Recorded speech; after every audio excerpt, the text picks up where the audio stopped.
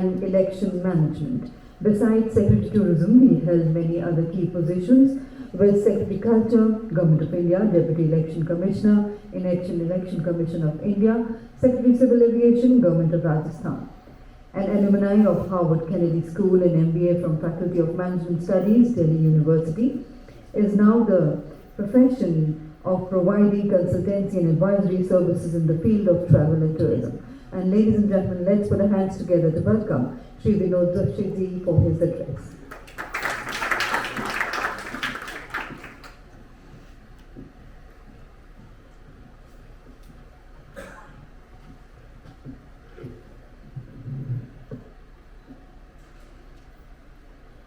Honorable General Seth, Shri Arvind Singh, Shri Bez Barwaji, Shri Ajit Bajaj, Shrimati Jyoti Mayal, Shri V.P. Agarwal, esteemed guests, ladies and gentlemen. At the outset, I welcome our esteemed guests on behalf of the Foundation. We express our gratitude and thanks to the Honorable Minister of State, Shri Naik, who despite his busy schedule could take time off to convey his message on this occasion.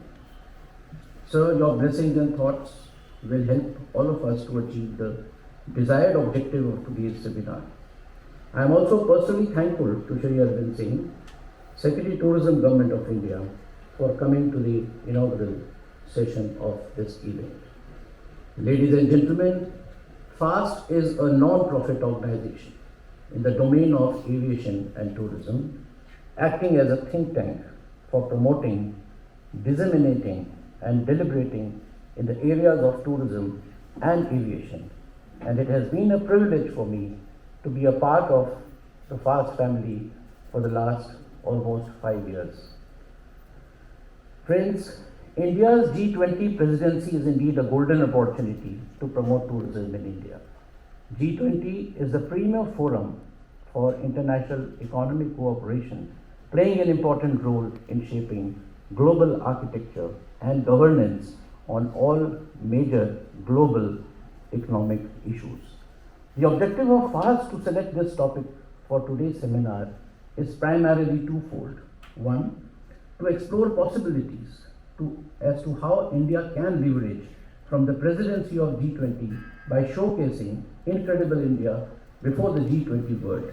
And secondly, how to promote investments in tourism and tourism-related infrastructure in our country.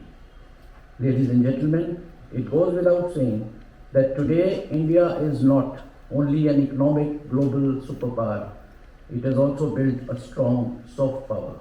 And there is no doubt about the fact that India's cultural heritage and incredible diversities in tourism offerings and tourism assets are the biggest contributors to India's soft power.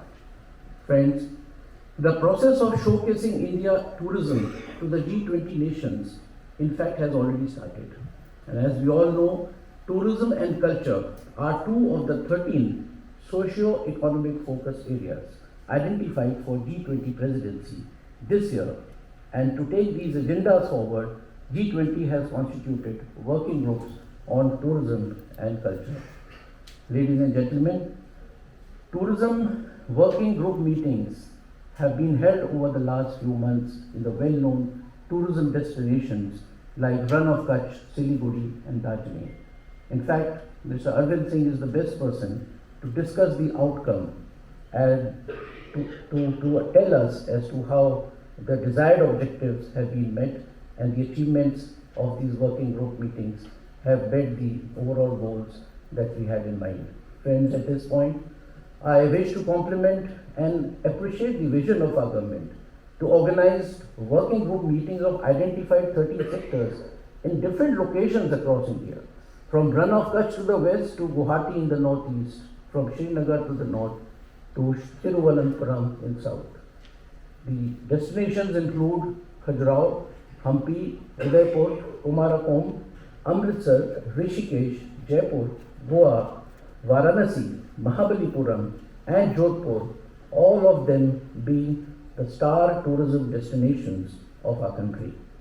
Ladies and gentlemen, how important G20 nations are for inbound tourism in India is proved by the fact that in the year 2021, G20 countries accounted for almost 60% of the total inbound tourism into India.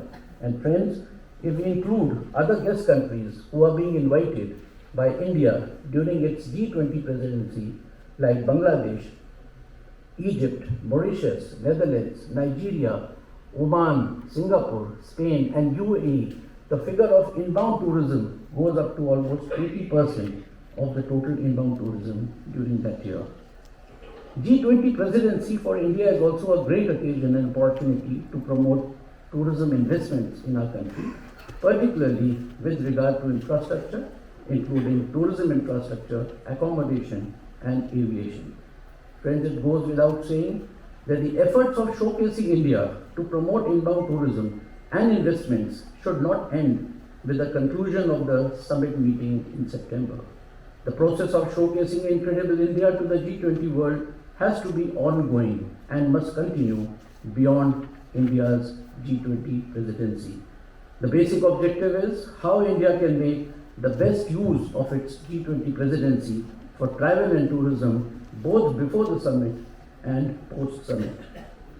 In this context, I wish to list out certain points and suggestions, ladies and gentlemen, primarily to provoke thoughts and initiate discussions during the seminar today. Firstly, friends, India must strategize interactions with G20 nations at different levels, like government to government, G2G,